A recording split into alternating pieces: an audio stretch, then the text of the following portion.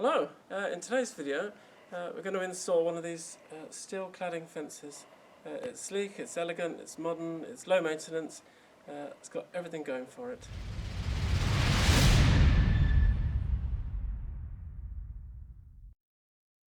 So today I'm going to replace this fence. These are actually old garage doors that have been painted over, which we inherited, and initially I was going to screw the new metal cladding to these because they're nice and solid, but actually on closer inspection they're not that solid, and they're also attached to our neighbour's hedge, which isn't the best thing. In the future, if they replace their hedge, they would probably pull the whole thing down. So I think ethically and everything else, it's best to get these out. So that's going to be a bit of a challenge, and then we're going to start putting out the new fence line. So that's all that old fencing gone. Bit of a chore, but actually for half an hour it's well worth doing. And I can now see where the original fence line is. I'm going to fence on our side of the boundary, just saves any disputes. So the first thing to do is to now just string out a line so that when we put the posts in, they're nice and straight. The nature of the sheets that I'm using is they don't really bend, and a straighter line is much more pleasing on the eye. So this is just a builder's line. You can use string if you like. This is sort of, because it's yellow, it's nice and bright. It's fairly inexpensive. So I'm just going to peg one end and then go to the other and just adjust it so that it's not going to get in the way of anything. So I've bought these steel poles to put our fence on. You could use wooden ones, and if you've already got existing ones, then you can screw this type of fencing to it.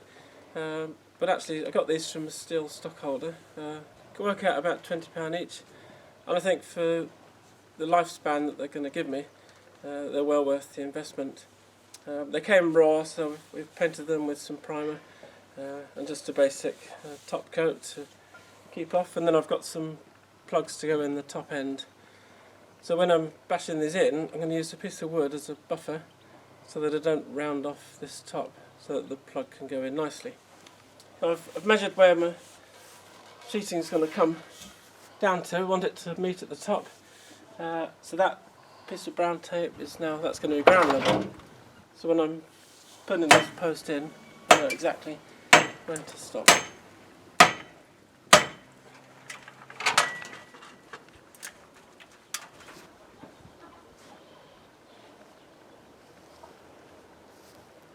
So these are the sheets I'm going to be using for this fencing.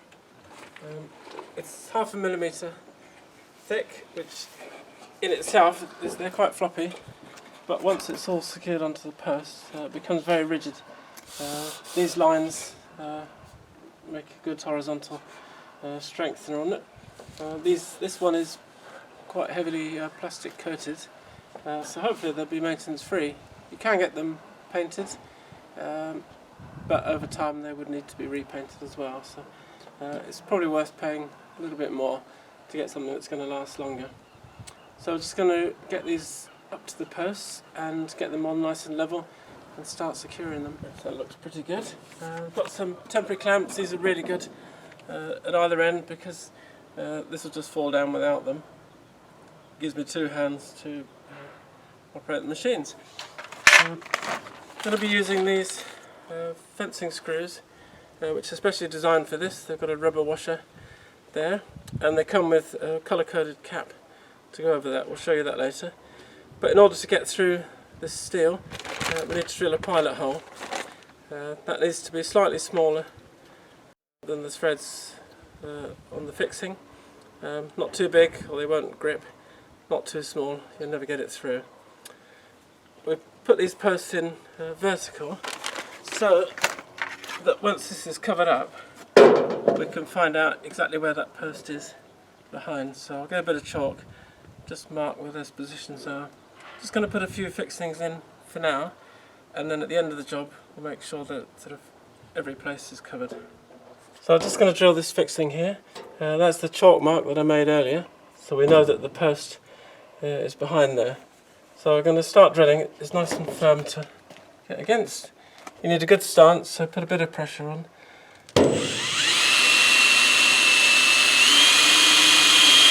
And in drilling steel in particular, speed isn't everything, and actually a slower speed and more pressure, and you get a cleaner cut through.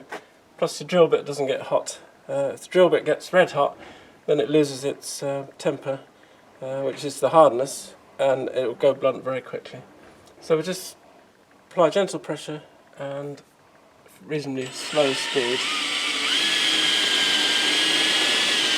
You can see the bits of waste metal coming out there, so I know that it's cutting.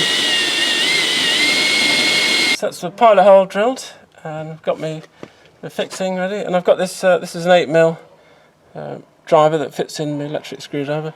Just makes life easier if you're doing a lot. You could use a little socket set if you want, just takes a bit of time. So just take it easily. And that's it in. That's all the fixings in now. It looks a bit industrial with these galvanised fixings on there. We don't really want that, so these are absolutely magical. They're really cheap. They're designed to fit on there. You can get them in different colours to suit your cladding. And literally they just pop on, so they fit on the hexagon like that. So I'm just going to run round, get them all in, and hey presto, the fixings just disappear. Yeah, so this is it, job completed. This plastic coated steel fencing, it's all there, it's sleek and it's modern, it shows up the plants really well, and it's relatively easily installed. So just remember, you can do it too. Please like and subscribe our page.